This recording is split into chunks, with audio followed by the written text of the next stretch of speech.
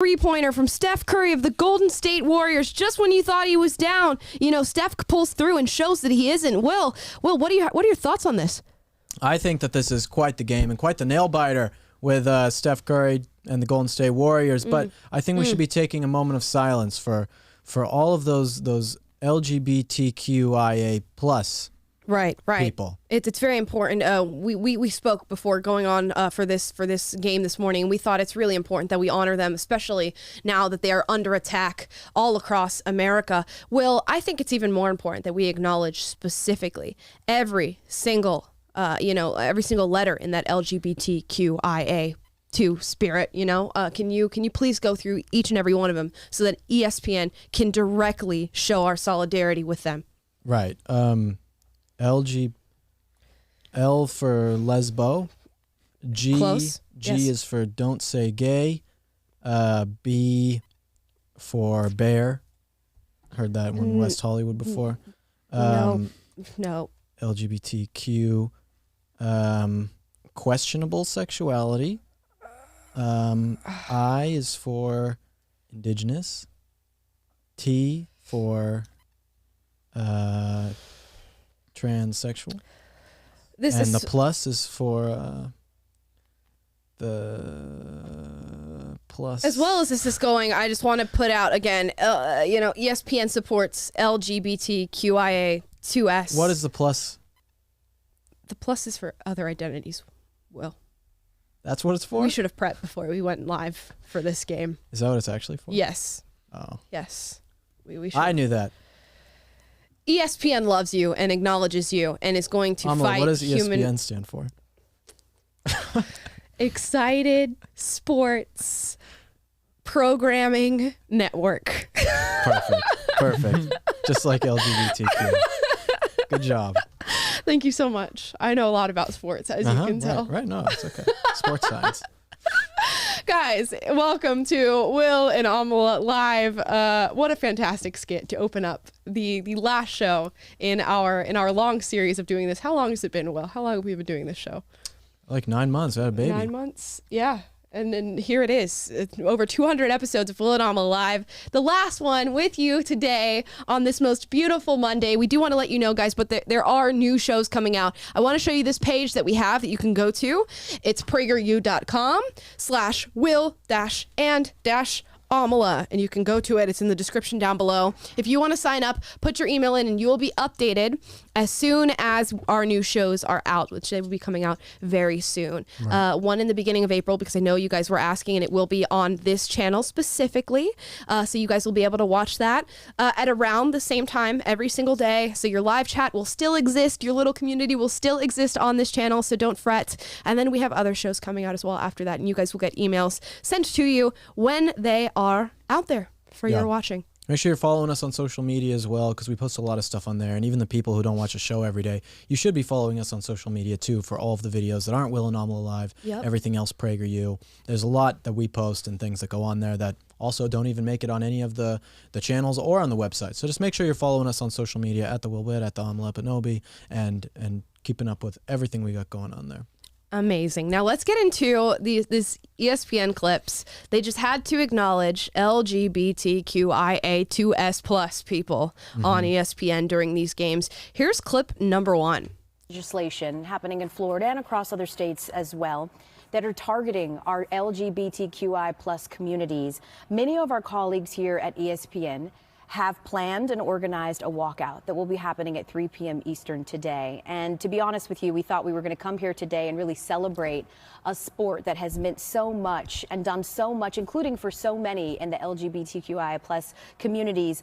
But we understand the gravity of this legislation and also how it is affecting so many families across this country. And because of that, our allyship is going to take a front seat. And with that, we're going to pause in solidarity. Wow. I'm so glad they did that. Legislation. Otherwise, I wouldn't know. Is that the one from the game? Yep. Delaware versus Maryland, it looks like. So they're at the... This is the NCAA Women's Championship, by the way. So who was watching this in the first place? I don't know. The whole thing is already a moment of silence because there's no one in the stands making any noise. So, They stopped the moment of silence, and it's still silent. Because no one's there watching. Oh, gosh. If a moment of silence falls in a forest. No one's there to see it. Is it really? If a woman makes a moment of silence at a WNBA game, and nobody's there to hear it. Did it really happen? Oh my gosh, it's hilarious. Yeah, but it's just like you at ESPN, not only are you doing a moment of silence because you have to let everybody know what your political leanings are and how you feel about legislation that's happening in Florida, which we're not going to get into, but is a far reach from anything that is written in that bill. No, but you also have to do a walkout at ESPN for what? What exactly are you protesting or making a stance against? You work at a company that covers sports. Literally, it has nothing to do. You know when Ingram got in all that trouble, I believe it was Ingram, for saying, shut up and dribble. Mm-hmm. That's how I feel. Shut up and do your sports commentary. Yeah. Because it literally has nothing to do with what's happening in Florida right now. This video has 570,000 views. That is more people have watched this video than anyone has ever watched women's basketball. That's crazy. That's true. If this was all just done to get attention on women's basketball, they succeeded. They've done a good job. They're desperate over there, having moments of silence. I'm still not going to watch the NCAA Women's Championship, but I did watch this 40-second clip. Right. I mean, you guys should really watch the WNBA games. I mean, some of them. It's hard to watch. But yeah, I mean, they should. I don't know. I think that this is going to continue happening forever. People are always going to put political messages in because this has been happening forever. It's never been as abrasive as it is now. Yeah. So I think that, we just have to get to a point where we say, okay, when are we going to have people who we like their values putting values in? It's like if they put values in that I liked, I would be okay with it. But they're putting in terrible values, and I think it's wrong. I just think it should be separate. Gotta make an alternative. I just don't want to hear it. I don't. This made me want to cancel my ESPN Plus that I just bought. ESPN Plus. I do have ESPN Plus specifically only for UFC. Oh. I paid, $70 to $90 a year for ESPN Plus. Wait, I thought UFC was like a pay-per-view thing. Not all of them. Yeah. Some fights are still pay-per-view. Okay. Yeah. But yeah, I paid my good $70 to $90 for ESPN Plus. Yeah. Okay. So ridiculous. That is ridiculous to watch women's basketball. I mean, it's crazy. But it's not just the NCAA Women's Championship. Here's another clip of two hosts at ESPN talking about this same thing. Ago, our LGBTQIA plus teammates at Disney asked for our solidarity and support, including our company's support, in opposition to the parental rights in education bill in the state of Florida and similar legislation across the United States. And a threat to any human rights is a threat to all human rights. And at this time, Courtney and I, we're going to take a pause from our broadcast to show our love and support for our friends. Ago, our The virtue signal is real. It's alive. It's well. Mm-hmm. And they cited on this one, they talk about as employees of Disney. This is a gesture that we've talked about internally. ESPN is owned by Disney. But we covered BlackRock. We covered on Friday, was it Friday or Thursday or Friday last week, that we would deep dive into Disney and like the woke stuff that's going into their new movies and all this stuff. But if you think that this ideology is not getting into like Disney Plus movies and it's in your sports, everything that they own, these big corporations are top down infusing these values into everything that they do and everything that they own. It's getting into the employee handbooks and trainings and all the way to where it's no coincidence that two separate broadcasts from ESPN did the exact same talking point, used the exact same LGBTQIA plus letters and everything, and they did the same gesture, moment of silence. They're getting memos being told to do this. It's orchestrated and it's from the top down. And if you think that like these corporations are not doing everything that they can to inculcate these values wherever they can, you're not thinking. Yeah, not to mention it's a complete mischaracterization of what's happening in the state of Florida, which we're not going to go in depth about it because it's outside of our scope.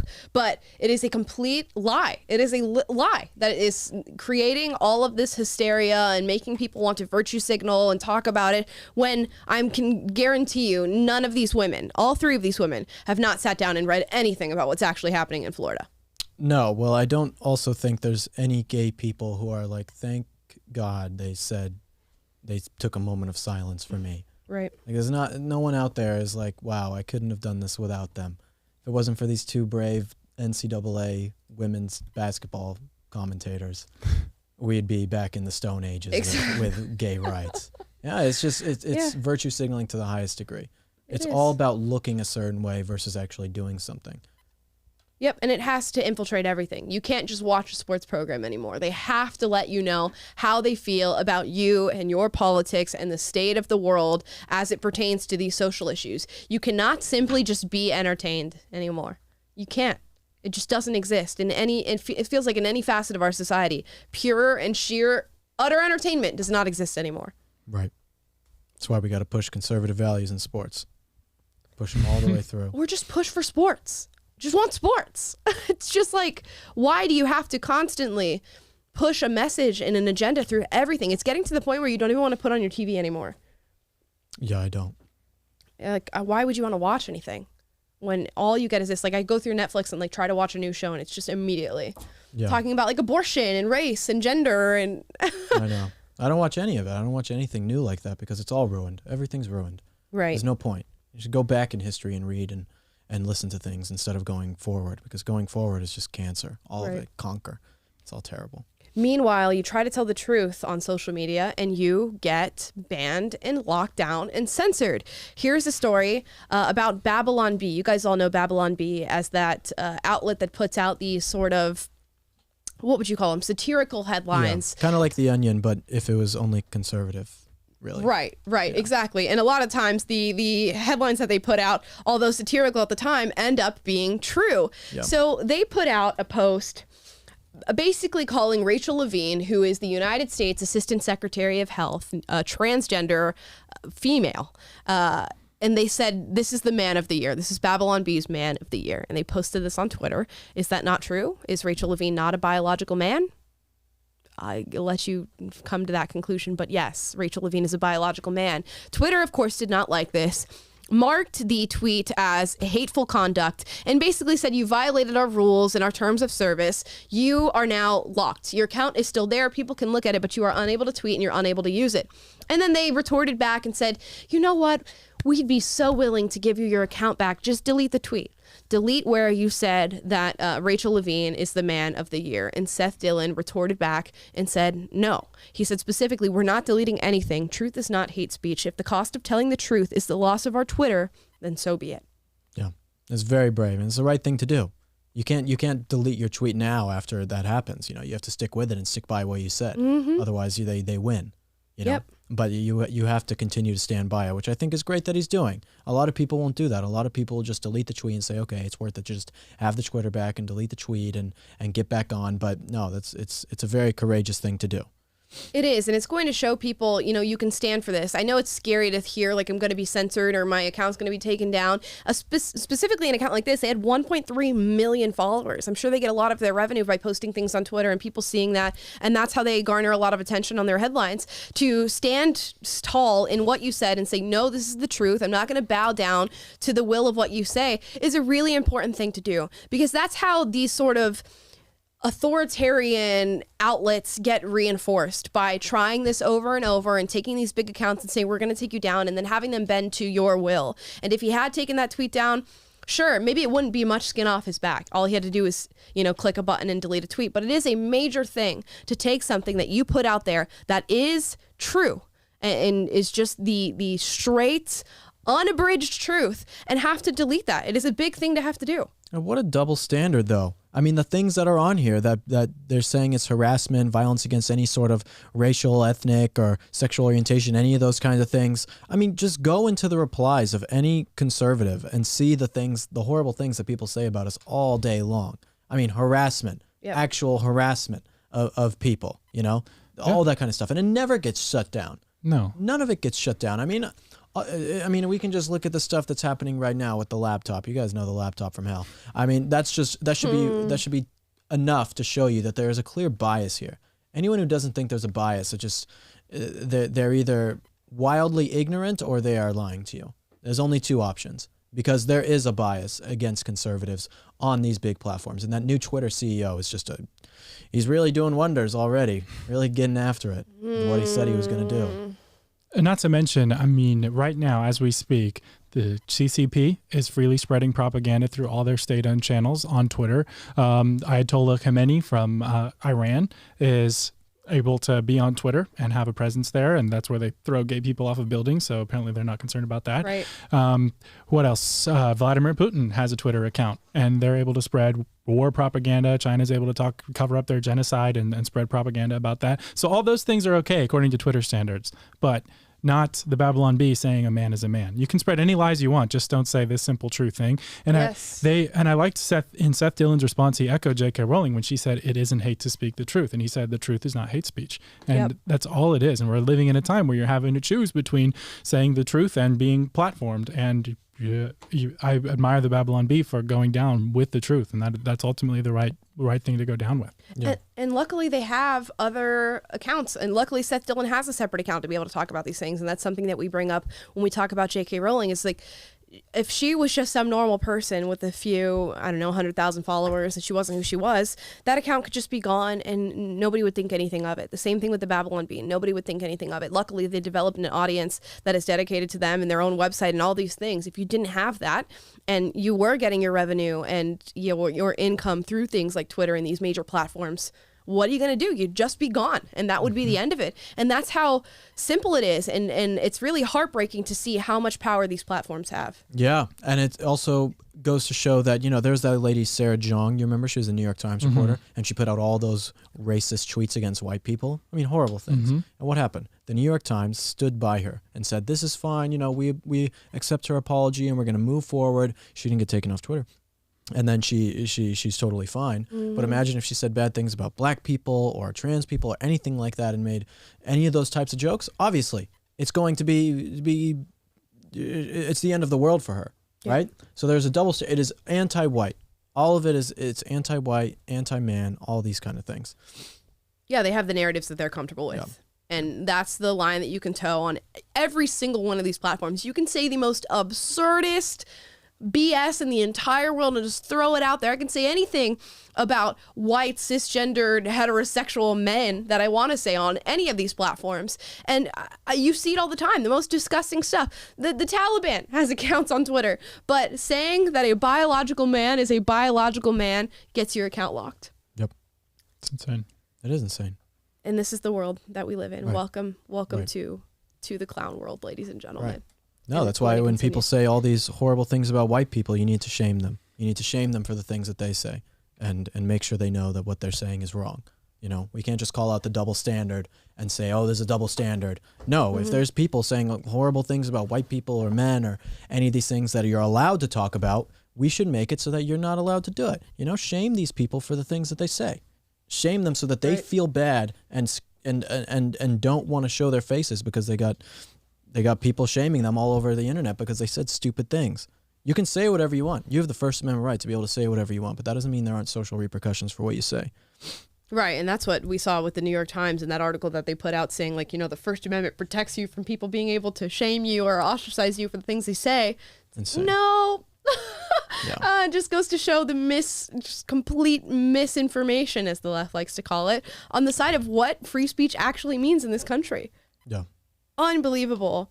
Now, let's move on here to this letter that was put out by the ACLU for membership renewal. They go through this process of, the people who pay money to the ACLU, that membership expires, and they send out a letter asking for more. Here's the letter that they sent out. And really keep in mind what the ACLU is like today and the campaigns that they work on, although they'll let you know in this letter. So they say, "Dear friend, your membership expires this month, and I am writing to ask you for your generous renewal commitment today. We can't do this without you. Our ACLU advocates fight so hard to defend the Constitution for a very powerful reason, because if we don't, people will suffer serious consequences. And if we want to have the strength and resources to keep fighting alongside people whose rights are on the line, we can't afford to lose the support of stalwart members like you. Today, as you consider renewing your ACLU membership for the year ahead, I'm asking you to think about the people who are counting on us, the people who are counting on you and the ACLU to defend their access to abortion, which is under the most severe threat in decades. The citizens whose right to vote are being thrown into jeopardy by a wave of racist voter suppression laws and gerrymandering. The people in BIPOC communities who need us to fight right alongside them to challenge deep-seated inequalities woven into the fabric of our society. The transgender people who are being denied the chance to participate in athletics and refused access to gender-affirming health care. And they go on to talk about immigrant families and asylum seekers who are being denied rights in this country as well. Yeah, it talks here, it says, talks about racist voter suppression. I mean, the ACLU used to literally represent racists. That's what they did, but they represented them on free speech grounds. Yep. They didn't represent them on saying, we love racism. They represented them on free speech grounds. In the 1970s, Nazis went through Jewish neighborhoods, and the Jewish people sued the county for allowing this to be able to happen, for allowing these Nazis to get a permit, literal Nazis. And the ACLU defended the Nazis' right to be able to march and go peacefully in this Jewish neighborhood and speak what they wanted to say. That's what the ACLU used to stand for. It used to stand for the Constitution, stand for freedom. I mean, how does any of this, and none of this is about the Constitution. Not one of those issues that they're bringing up there is about the Constitution. Not one. The people in BIPOC communities, it never mentions anyone's race in the Constitution. No, never mentions transgender. It never mentions immigrant. It mentions, citizen. If you are a citizen, you have certain rights. It talks about voting. It also doesn't talk really about voting in the Constitution either. And then abortion. Yeah, it doesn't talk about that either. None of this is about the Constitution. If you want to defend the Constitution, then defend the Constitution. And if you want to defend all these things, you can defend them. But don't say that you're defending the Constitution when you're talking about leftist nonsense. Right. It points back to that New York Times thing, thinking you're defending free speech, but have a complete and utter, not even misinterpretation, just a fabrication of what it means to even do those things. And obviously they have no connection to what it means to support and defend the U.S. Constitution, because none of this is associated. So what does that mean for you? Are you having this reframing of words in your mind of what this country was founded on and our actual values? Because none of this is included in it. And we've covered stories before of all these law professors and people coming out onto TV and saying, we need to scrap the U.S. Constitution. We need to shift it to represent people like me because it doesn't currently represent us. The Constitution represents everybody. It doesn't represent this sort of delusion that you're trying to put forth and this sort of social justice lens at which you view the world through. That's not what the Constitution is. No, they say it's the living, breathing document. It's not. It's there. It's set. It's not for you to be able to interpret in that way. There's a way to interpret it and there's a way not to interpret it. Pretty simple. And even the woman who posted this tweet, by the way, who got this letter of support to renew her membership, she read this, and she was originally a supporter of the ACLU, and she said, just to be clear, I have no problem with what the ACLU is supporting. So she's actually someone who's sympathetic to these themes, but she says that's beside the point. These are all worthy goals, but this is not the role of civil rights attorneys. The ACLU has failed at their only job, which is to defend our constitutional rights. So, kudos to her. I don't agree with this woman's politics, but at least she can recognize that this is not the role of the ACLU, and they're completely abandoning their original purpose, which was to defend constitutional rights. This has nothing to do with the Constitution. It's just naked left-wing activism. The ACLU tweets out that men can have periods. Yep. They say men can give birth, men can have periods on International Men's Day or something. They say men can have periods. That's a great way to celebrate men, ACLU, by saying that they can bleed out of their vagina, which they can't because men don't have vaginas. Gosh. But that's what they represent these days. You should, if any of you guys give money to the ACLU, you should all pull out immediately and give them nothing. The same with your alma mater. You should give them nothing. And you should give money to PragerU. Because PragerU is changing people's minds, actually. These people are changing people's minds, but turning them into mush. Yeah, just look at their website, Unite and Resist. They're showing people how to making signs for different protests, talking about diversity, just support trans youth now. It's just come on. You've completely deviated from what your organization was founded on. And of course not. No, you're not getting our money. Absolutely not. I will never. And I do like that you said that even leftists, people who support this sort of politics, can realize that this is not at all what the ACLU was intended for. And when that shift sort of happened, I don't know exactly, but that's something that I think should be looked into, and we will possibly discuss at a later date how the ACLU became this woke entity that it is now, because it was not this. It really was not. No. But that's happened to a lot of places. Yep. A lot of things. Look at an organization like the SPLC, the Southern Poverty Law Center. What a terrible organization. Something that was supposed to call out hate and call out real injustice, and all it is a thing that attacks conservatives and tries to destroy people's reputation. It's a terrible organization. Yeah. All these types of things that are intended for some sort of good end up just crushing people, destroying people, and pushing a radical message. Yeah, when I was working for the left, we partnered, our organization partnered with the Southern Poverty Law Center. So that just goes to show you like what their intentions were. Terrible. In retrospect, it was terrible. Right. Yeah. But at the moment, you're like, this is the greatest thing ever. But yeah, it's Southern Poverty Law Center, ACLU, all these organizations that have just like completely bent over backwards for the woke left and change everything that they were founded on and what they were intended to do are just weak social justice warriors. That's all it is. That's all it is. Yep. Now, let's move on here. One bit of good news. There are 10 JetBlue, American Airlines, and Southwest pilots that are suing the CDC over the federal mask mandate, saying it encourages, one, unruly behavior, and they're citing flawed science.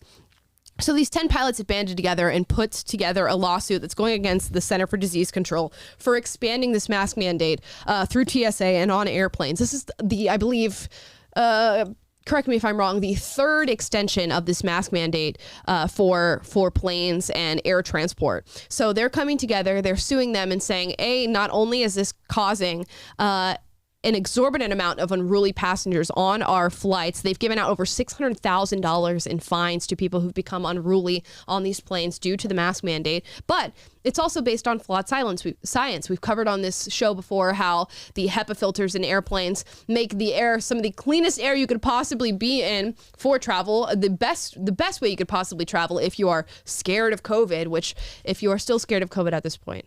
Well, also, I mean, geez, is this supposed to be a non-opinionated article in this thing? This Business Insider. Opinionated. I understand, but it's like, is it supposed to be actual news? Because it says, but their suit also baselessly claims. I mean, what? Are you trying to be objective, or are you just seriously just?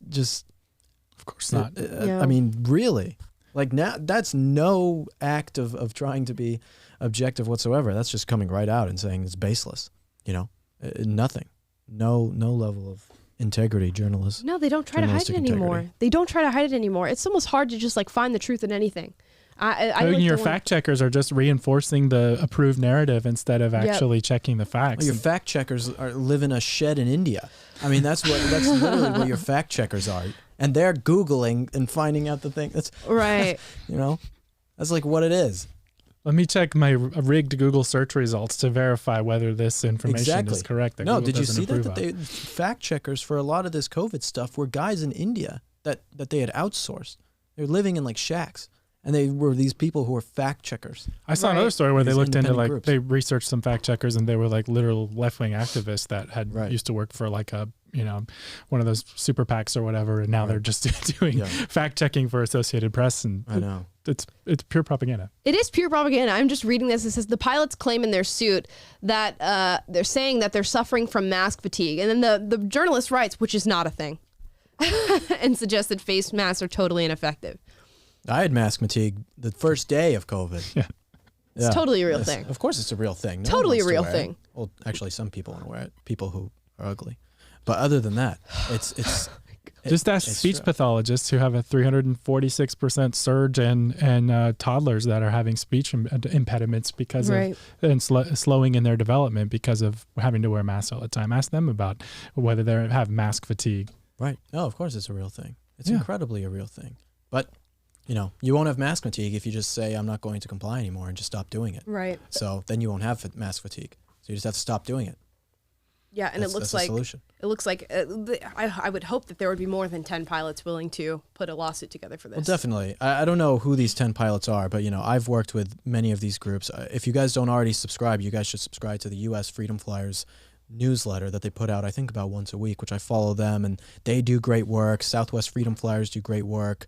A lot of different groups with all the different types of airlines are doing fantastic work fighting against this. I mean, I know the Southwest guys had a lawsuit about them being laid off. So they're doing a lot of stuff, and I hope that these 10 guys succeed, even though, you got guys like Thomas Massey in Congress who are already putting forward legislation about the mask mandate on planes and public transportation, and hopefully that works. But, we'll see what these people get out of this now. When do you think it'll actually be dropped on planes? Well, it's getting dropped on some planes. I mean, I'm going to Europe, and apparently KLM dropped the mask mandates. Or drops the mask mandates on the day that I'm leaving. Like within Europe, or on international flights, like even back to the U.S.? I mean, I don't know. I'm not wearing the mask. I'm going to tell him I read online that it's over, so I'm not wearing the mask. It was on the internet, so it must be true. Yeah, it was on the internet. Yeah. Well, I said what we asked this question before, like a couple months ago. I said April. So next month. Yeah, I mean, April, it's crazy to me. Like, we're in Los Angeles. They suspended the mask mandates for bars here, which are supposedly one of the most dangerous places to do it. Bars, restaurants, etc. And on planes where it's safer by all available data, according to science. And yet they're just extending it further and further. So, yeah, I don't know. I really don't know. Even in LA, it's getting really lax around here. I've going to places I'm obviously not wearing a mask, but I see other people who are not doing it either at all. So I'm feeling like it's lifting. The whole thing's like a psyop for compliance. It's like once it's no longer the like socially necessary thing to make you a good person to have the mask on, then it just, as soon as like half the people stop doing it, everyone stops doing it. It's like there's a lesson there in like the psychology that like you need.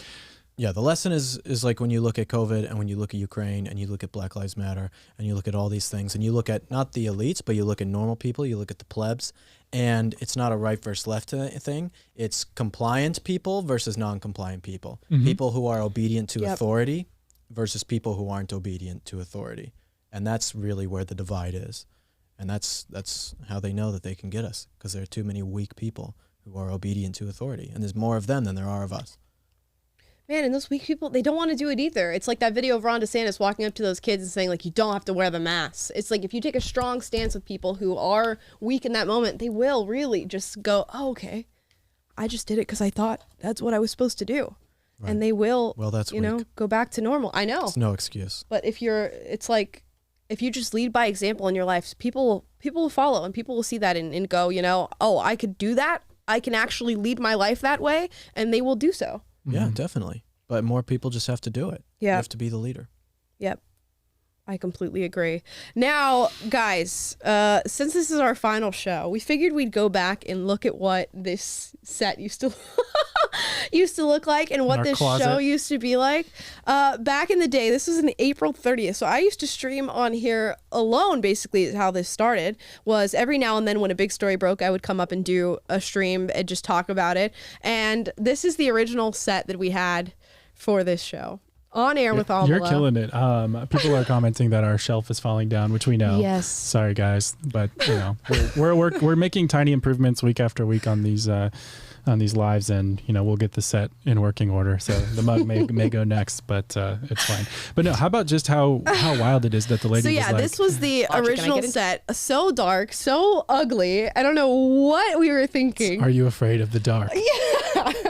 Look, I'm about to do like an R.L. Stein's Goosebumps hour for you guys about this. As you can see, the coffee mug did fall off of that shelf, and later just the whole shelf just topples off the wall. If you were watching that in the chat, let us know. If you're an OG, you'll remember that set and that episode. That was pretty wild. Marina DeConte says the shelf. I remember. Tragic. Yeah, this was a high budget production back in the day. Well, we weren't supposed to drill in the wall. I think they were told us not to drill in the wall. So did we try to tape it or what was it? Tape.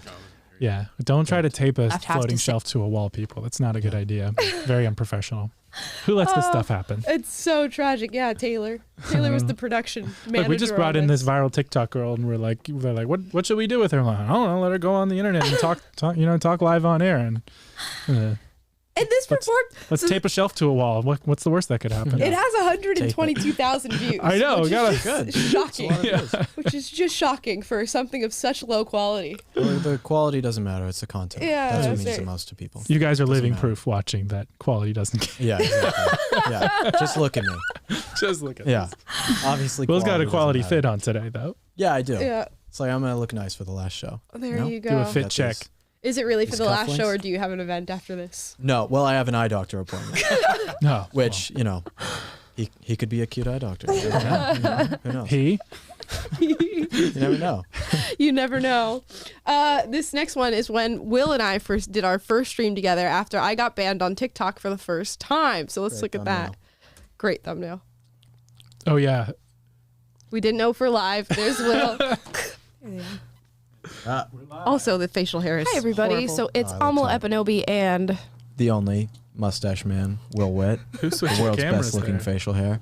Oh, he's convinced of that. But we're here with PragerU, and today we're going to talk about some breaking news. I came into work on this Monday morning and found out that I was banned from Also, TikTok, which I so guess I get an honorary badge for that because it seems to be an ongoing trend with a lot of the conservative creators on the platform.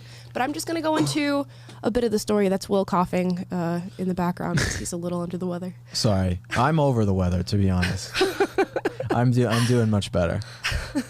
Still just as funny. I'm still so funny. You haven't changed at all, No. except Yeah, the facial yeah. hair. Yeah, That except was a the great facial hair, look. which My is a little good Hulk change. Hogan, my Why horse, do I pause on that? what's it called? Not the horseshoe. What's it called? Handlebar. No, That's not it a is handlebar. horseshoe. That's It a is horseshoe. Right, Yeah. horseshoe. Oh man, it was hard to keep Taylor off me. I was going to say hard to my keep the food off of it. No, that was a great look. It was a great look. Was it? Yeah, it was. Hard to keep your butter chicken out of there. Seriously, no.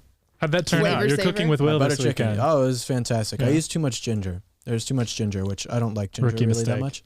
I know, but it's something I don't like. So next time I'll make it without as much ginger. Wow. Maybe I'll make tikka masala next time. Tikka masala is fantastic. It is. I like butter chicken better. That's what I but order every tikka single masala time. is good. Yeah, it's probably a little too much flavor for you to handle on the tikka masala. Yeah. My Gotta throat's stick with the gonna be butter. burning. It's real mild. spice god over here. Yeah. No, I added I added an eighth of a teaspoon more of red chili powder. Oh so no! I'm a pretty crazy guy. Gonna be Yikes. honest. Hope you had some Tums after that. Oh, I did. Speaking of heat, here's the last clip I want to show. This is our first time doing hot takes with the hot sauces on Will and God. Amala Live. Whose Here. idea was this? Was that even? I literally don't know anything about the Beatles. I'm not a fan. Here comes the sun. Okay, another hot take. We live in an extroverted society. Just dying. We should change it to an introverted society. I agree with this one. I agree. This is a Crying warrior effort sore. by us Look to at try Scott. to keep this This is segment really going. difficult. Holy. That was. Okay, here's my take. You can't live in an extroverted-led society because, in an introverted-led society because introverts can't lead. But my thing is, why do you need leaders for society anyway? You can have people be individuals in their own right. Doing a good job You debating can't be through the individuals in pain. your own right. You have to lead somebody. Oh my God. For those of you who don't know, this is the sauce called The Bomb Beyond Insanity. And I wouldn't wish it on my worst enemy. It makes your horrible. insides die. I wouldn't wish it on Jeff Bezos, Mark Zuckerberg, or Bill Gates. No. The stomach pain it gives you is worse than the spice, I think. Well, afterwards, I think the yeah. spice No, the is next worse. morning was horrible. Spice is That's bad, why but we it had to goes stop. away. Gross. We had to stop doing this segment because it hurt me so badly. Yeah, Will because gave Will up. refused. I refused. I would wake up, and you guys know the rest. I mean, it was not fun. Lynn Babe says Will cried after he said men don't cry earlier in that same show. Yeah. That is true. It's We did a debate exactly on Hot true. Takes about whether or not men should be able to cry in public. And Will said absolutely not. Men should not be able to cry in public. And I just want to show you. What is Will doing? Listen, we gonna, there's a make it difference coherent? between crying emotionally versus crying from a physical reaction of a spice entering your body and destroying you. Are you crying in public? When Will stubs his toe, he cries in public. Well, if it really hurts. But only if it really hurts. Yeah. Only 20 Oh, minutes. man. So, yeah. That was a good one. That was- Classic. That was Classic, and it never happened again because, No, we did it again. We did it a couple more times. Yeah, a couple more times. yeah, just And then I not was to like, I the can't do same it anymore. extent. Not No, to that the same time extent. was the worst. That time was so Will bad. was like, I'll put some Dijon mustard on my nugget this time. And that's as spicy as I can go. yeah. No, I Spice put, God over here. Yeah. Spicy mayo? Oh, God. I know. Couldn't possibly. I know. Taco Bell mild sauce? Get that It's out of too here. much, man. It's too much. It's too much. Hilarious. It I hurts. love it. Now, let's get into Dear Will and Amala, our final segment for the last episode of Will and Amala Live. A lot of you were grieving in my Instagram comments over this. And speaking of grieving, here's the first question. Any advice for grieving the loss of Will and Amala Live? Best of luck on future projects. This is from Marcelino Makes Life Better. Any advice, Will? How do you Leave the country country? and start a move new away. life. Yeah. Get a new ID. Go off the grid. Yeah. Get a Dutch Yeah, girlfriend. yeah. Start logging in Copenhagen and Wow. get a new profession. This seems very plausible for Change all everything of the people who for watch. yourself. I don't know what to do. Just get over it. What are you supposed to do? Well, like we said, it's not going to be a full grieve here because we have more content coming. Again, there's going to be a live show on this channel. Will's coming out with new shows as well. I have a new show coming out for you. So there's going to be a lot of future projects that you guys get to watch and see that will feel, if not similar to Will and Amala Live, at least something where you still see us and see our personalities and everything, and we'll be talking to you as well. So as far as grieving, you're not really losing much. No. As far as content. I don't know. I, for one, am going to completely change my entire personality after the show's over. You just come back. It's been nice knowing you guys as this current personality. I come back as Will. Will comes back as like this soft and like, no, guys, we should totally try to understand. Guys, these people, the pedophiles, we got to find common ground with the pedophiles. That is not how I sound, first of all. I'm going to be sorry. We have to find common ground. Is that better? Better? The worst. I'm going to be like, I hate everybody. They're all evil. That sounds like just like me. Yeah. This is that chemistry we all love. Exactly. Yeah. No, I love some people. I would hope so. There are some. I would hope. My mom. Yeah. My There's a dog. select Your few mom. of people. Rocky. Mm-hmm. Well, he's not a people, but I love him anyway. Yeah, I do. So yeah, there won't be much grieving happening. I promise. It's going to be a just stay few in weeks. touch. Follow everyone on social media. Yes. Follow Will. Follow All pretty good Amala. Follow content. We got a Preview. lot of stuff coming. So don't worry. Exactly. You're not even going to have time to miss this show because Right. there's going to be so much other cool stuff. Just imagine, what were you doing 9 months ago? Just go back to that. Right. Plus more. And you were fine. Yeah. I'm assuming. Well, maybe. I I don't know. think we filled some void in your life. And if we Potentially. did, we'll be back in 3 weeks. Yeah. We'll figure it out. We'll figure it out. Promise. This is goodbye, but not forever, ladies and gentlemen. Auf See you Wiedersehen. soon. Auf Wiedersehen. It's see you soon. Exactly, Taylor. Very profound. Wundersache. Next one is from Citrus Firefly. What are some practical ways to stop worrying about growing up and becoming independent? I mean, Excuse me. wow. Just burp it away. Very Yeah. profound. Yeah. That's Almost more called being profound than just independent. kiss her. Just kiss her. Yeah. Stop how to worrying be independent? Stop worrying about growing up and becoming independent. Isn't growing up kind of, well, it's becoming independent, but then also dependent on someone who you marry or become in love with. And Yeah. everything, Right? I mean, yeah, So that's part of it. you're That worried about a can be job part and of it. becoming independent? Yeah, I just think like, I'm assuming this girl is probably like 16, 17, or Yeah. maybe in her early 20s, and just like growing up, moving out of the house, like getting your own career, being independent and growing up in that sense. Mm-hmm. How do you stop worrying about it? There is nothing you can do. Especially, there's nothing you can do. You will always worry about getting old. What? It's true. That's not true at all. Of course it's true. No, but you it have is to learn not. how to deal with the just what happens to you. I don't worry about Well, growing up. I know, or but like getting with old. life change, I sympathize with that because like I just got married last year, and I was like worried about that in some sense. Like some part of my mind is like, oh my gosh, what's it going to be like? It's so different. How am I ready? All these questions. But at the end of the day, you just you go through enough of those changes in life where you're leaving the house, or you're going to college, or you're trying to find a job, or start that next phase, or moving to a new place, a new state, and like I don't know, you get tougher, stronger through each one, and you just start to learn that life goes on, and you just have to be ready for that next thing. And it's just part of growing up, is becoming stronger and really not wanting to be shielded from reality and shielded from the world, but be more excited about the way that you're going to assert yourself in life and what you have to contribute to the world than you are afraid of what it might do to you. There's always going to be things that you can't control, that are scary, that you can't see on the other side, but you just have to know who you are and have your own sense of foundation and belief in yourself. And for me, having my faith in God, really ultimately I don't believe it all depends on me, and all comes down to how well I'm able to manipulate reality and circumstances to fit what I want it to be. Mm-hmm. It's more, hey, God's with me. I'm just going to take the plunge. I'm going to do my best and believe in what brought me this far, and believe in the vision that I have, that I believe is in line with what God wants for me, and I'm just going to go after it and do my best and believe that He's got my back, and that gives me courage to take the plunge. So I don't know, that's my answer. That's right.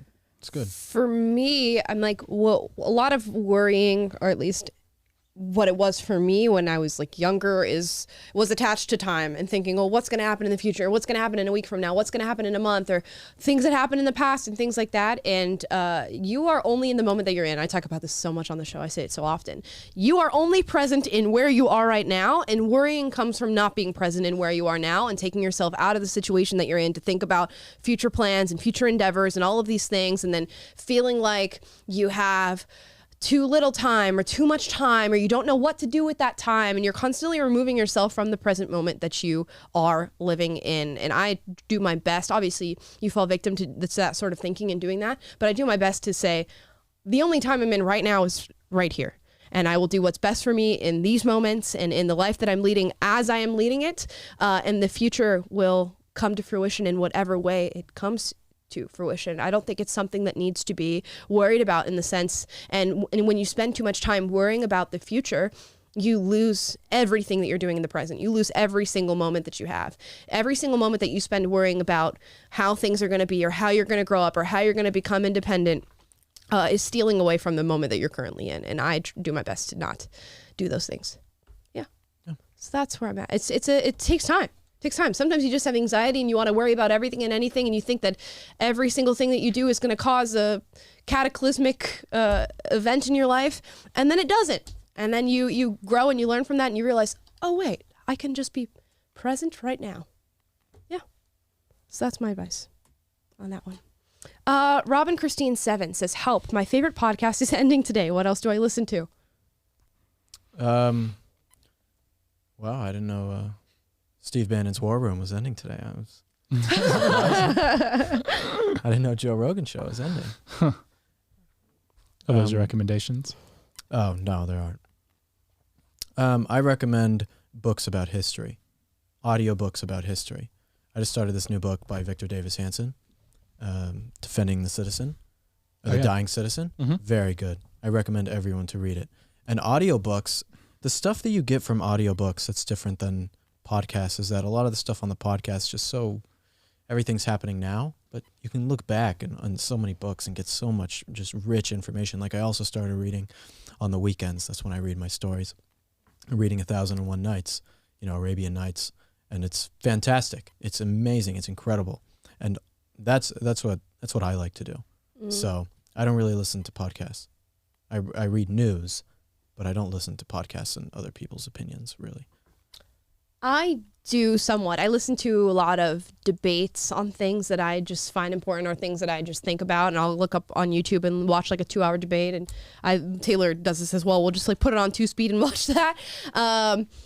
Russell Brand, I always talk about him. He's been somebody that I've been watching and listening to a lot lately, and he's been getting a lot of heat. Telegraph.uk just came out after him, calling him a conspiracy theorist and an alt-right speaker or whatever. So go and give him your support. I'm trying to think of what else. I listen to a podcast on Spotify called American History Storytellers. And if you're ever interested in American history and you just want to look it up in a way that's actually like very entertaining, they have music in the background and sound effects and characters while all giving you different periods of American history that you can sort of scroll through and pick which ones you want to listen to. And very, very interesting and so well produced. So those are my recommendations. Taylor. Yeah, it's funny. Like we do a daily show about the news, but I don't really go out of my way to listen to daily news stuff. I mean, I use Twitter to keep up with the news mainly, but I agree with Will that like your time's typically better spent digging deep into things, because what's the point of hearing the latest thing going on if you don't really understand it in the context of history and all the great ideas and thinking and philosophy that goes into what made the world into today. And you're not going to be able to recognize the missteps of the present if you don't see it in the context of the past and just the bigger picture, the big ideas that made us where we are. So I've listened to that history podcast, but also podcasts can be useful for that too. Like I think I look at podcasts a lot of times as like a cheat code, like Joe Rogan's podcast or Tim Ferriss or some of the other ones that have like deep dive conversations with experts on their areas of expertise. It's like you condense into 4 hours what took them a lifetime to understand and research to. And then oftentimes it's like these great researchers who have written great books or whatever, but then you get their thoughts and all their perspective on the current issues of the day. So that's really helpful. Jordan Peterson's podcast, if you haven't been through his lecture series and stuff, I mean, I've listened to all those so many times. It's funny, like he came out with his book 12 Rules for Life, and I started reading it, but I kind of like trailed off because it was so familiar to me. I basically spoke that language already because I had listened to hundreds and hundreds of hours of his podcast and of his lectures and stuff, and he does good interviews and stuff as well. So I do recommend just diving deep into topics and issues, and there's plenty of great resources out there. New Discourses is another one I've been listening to lately. It's James Lindsay's podcast about critical race theory. It's pretty intense, and I have to listen to it back a few times and take notes because it's so dense, but stuff that makes you think, the stuff that gives you perspective. Oh, Revolutions is another podcast I've been listening to lately about the American Revolution. Just a good history there. So yeah, just it's your time's better spent, to Will's point, like, building up your library of understanding about things and like deepening, digging deeper so that you have a stronger foundation and deeper roots into knowledge and how to understand the world than it is just doing another thing that's like reacting to wisdom versus temporary intelligence. Yeah. Yep. Yeah. Or just being informed. Like being informed isn't useless if you don't have any like context. Yeah, exactly. Right. So, man, I've been doing trying to find out what works, and Taylor knows this because we've been working on this new show stuff and trying to find out what works in the YouTube algorithm. So watching girls who are relatively my age making content, long form content, and seeing what works, and oh my goodness, it just melts your brain. Oh yeah. It melts your brain what people are getting famous talking on YouTube about. I know. It's unbelievable. So there's so much shallow content out there. And look, I mean, I get it. Well, I'll watch a comedy show or listen to a sports podcast to unwind here, now and then. But I really make an effort to be adding value to yourself. That's how I like to phrase it. Add value to yourself in the content that you consume, because there's so much out there that just does not challenge you, does not make you think, does not teach you anything, does not make you a better person. Yep. And it's just like a waste of time. And, avoid things like that. Yeah. Try to limit that as much as possible. I guess sometimes you need a little oasis in the middle of the desert when you're learning things and constantly inundating yourself. And I do that all the time. And it's something that I personally have to work on, of just not getting sucked into this rabbit hole of just mindless content. But yeah, that's what these platforms are made for. They're made to just grab you and have you there for hours. Right. Yeah. So constantly think about whether or not what you're doing is bringing value. Next, Dear Will and Amala, how to answer when someone says you're confusing sex and gender in a debate. Anna Bananas Pants is the name of this person. Well, Anna Banana. It doesn't matter. I mean, it's arguing something that is just not real. When you start arguing about this, then you're arguing on totally groundless claims. Because if someone says the sex is different than gender, then that just means, okay, gender is something that anyone can just make up. And if you want to agree with them on that and say, sure, anyone can make up whatever gender they want, that doesn't mean they are what they say they are. So you can even agree with some of these people and say, sure, gender, you want to believe that it's made up and you can be whatever you want, sure, you can believe it, but that doesn't make it real. That doesn't mean that it's real. You are a man or you are a woman, and you can make up whatever you want and you can say that there's a difference, but the rest is just make-believe versus what is real. Right, and just getting down and getting into the nitty-gritty of that discussion and saying, okay, let's assume you're somebody who's born as a female and you identify as the male gender. Do your body parts change? No. Do your chromosomes change? No. Does your DNA change in any way, shape, or form? No. So what exactly is the difference between sex and gender? And they'll probably tell you, well, it's a feeling. It's something that I identify as. And they go, okay, well, if that's your definition of what it means to have a gender, then sure, in that case, sex and gender are different and you are correct. But if your definition is my definition and it goes down to the biology, the chromosomes, the DNA, the male and female features and anatomy in a body, then I'm not confused. Right. They can say whatever they want. You can say anything, but it's just not true. Yep. One more here before we close out.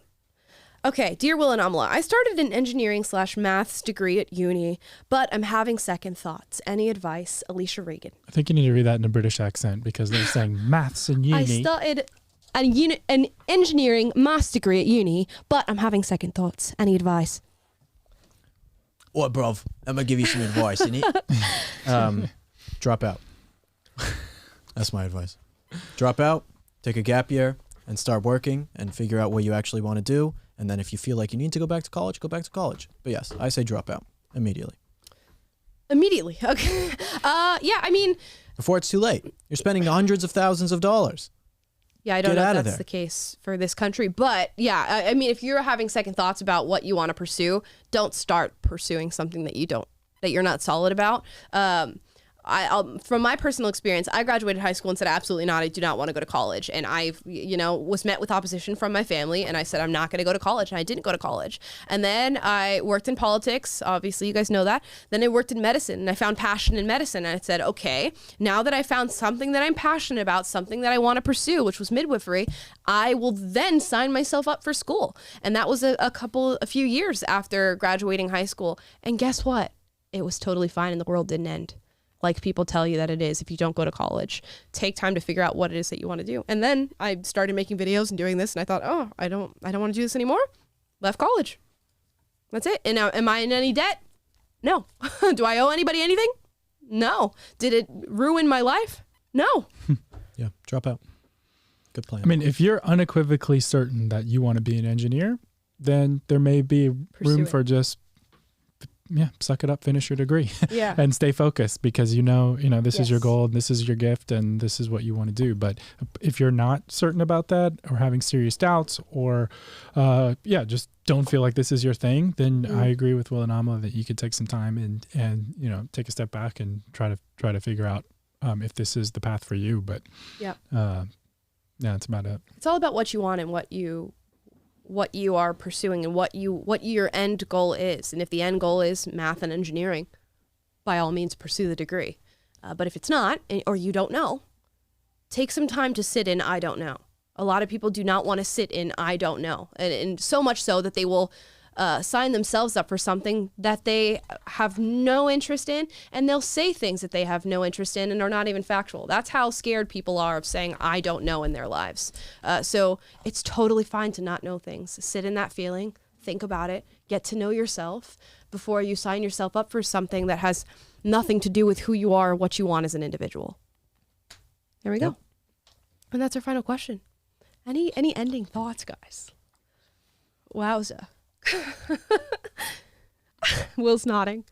Yeah. Will's giving the old head nod.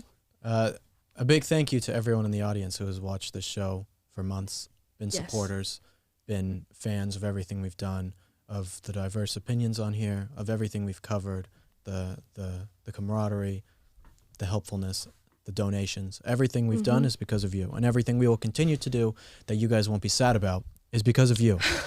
So I hope that moving forward, you guys will continue to watch all of the content that Amala and I put out here at PragerU and everything else we do. And we love you and appreciate all of the support you have given us. And who knows, maybe we'll come back for season 2 someday. Yeah, you never know. Just bang out another 200 episodes. Right. That's Maybe a shorter 200 season. episodes a season. Easy. Yeah, really, thank you guys so much for watching. There's been so many interesting moments in this show. And again, like we went back and watched what our first ever stream looked like compared to now. So look at the differences that we've made, and we've been able to do all that because of you. And, the show has been a platform to get on and talk about things that are happening daily. And a lot of people don't have that outlet to do so. And we're going to continue to create an outlet where you guys can do that because we know it's important. And a lot of people feel sort of ostracized and in their own little bubble. And we want to create an oasis for you to come and share your views, even when you're met with opposition or people disagree with you. This is a place for free thought. So we're going to continue to create content for you and have new shows for you, and the same old platform where you can come and express beliefs, whether they are popular or unpopular. And you guys can duke it out in the comments as you have been doing for ages and ages now, and we will invite that freely for you guys. Thank you so much for watching and supporting this show. Thank you, guys. Yes. We'll see you. Bye, Bye. guys. Bye.